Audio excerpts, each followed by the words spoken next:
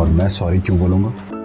इसका मतलब है कि तुम अब सारी रात जागोगी। कुछ जरूरत से ज्यादा बदतमीजी नहीं कर रही हो तुम? फिर क्या हुई, मैं बदतमीज मगरूर जाहिल। So proud of you. तुम्हें पता है जिंदगी में सिर्फ और सिर्फ पढ़ाई। में कितने पैसे हैं? सीरियल तरके वफा के आने वाले एपिसोड में आप देखेंगे कि महक को बिल्कुल भी बर्दाश्त नहीं होगा कि सप्तान मरियम से मोहब्बत करे और उससे ज्यादा अहमियत दे। तो ये बात जाकर वो सप्तान की बहन को बताएगी और उसे कहेगी कि मेरे टाइम में तो आपने बड़ी साजिशें करके मुझे और सप्तान को अलग कर दिया, अब जबकि आपका भाई किसी की मोहब्बत में गिरफ्तार हो गया है तो आप क्यों खामोश बैठी हैं।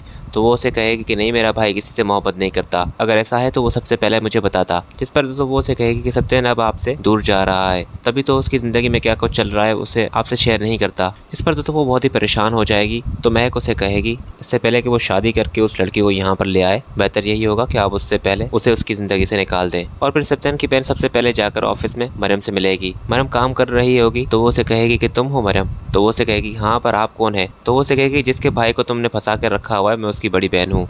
एक बात याद रखना, जो तुम चाह रही हो वो बिल्कुल भी नहीं होगा। सप्तान को कभी मैं तुम्हें हासिल नहीं करने दूंगी। तुम्हारी क्या नीयतें हैं मैं सब जान चुकी हूँ।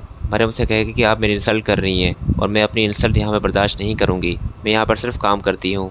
खैर दोस्तों, काफ़ी इंसल्ट हो जाने के बाद मरियम तो काफ़ी परेशान भी हो जाएगी, क्योंकि इससे पहले सप्तान की एक्स गर्लफ्रेंड जो होगी महक, वो भी उससे बदतमीजी करके जा चुकी होगी। और फिर जब इस बात का इल्म सप्तान को होगा तो सप्तान सबसे पहले महक को कहेगा कि तुम्हें मरियम से ये सब कहने की क्या ज़रूरत थी, तुम अब मेरी ज़िंदगी में नहीं हो, ना ही तुम्हें हक है मेरी ज़िंदगी के बारे में बोलने का। पर वो उसे कहेगी कि मैं जानती हूँ तुम आज भी मुझसे ही मोहब्बत करते हो, बस मुझे इग्नोर करके अपनी मोहब्बत को छुपा रहे हो, और वो लड़की तुमसे काम निकलवा रही है जो कि तुम बिल्कुल भी नहीं समझ रहे।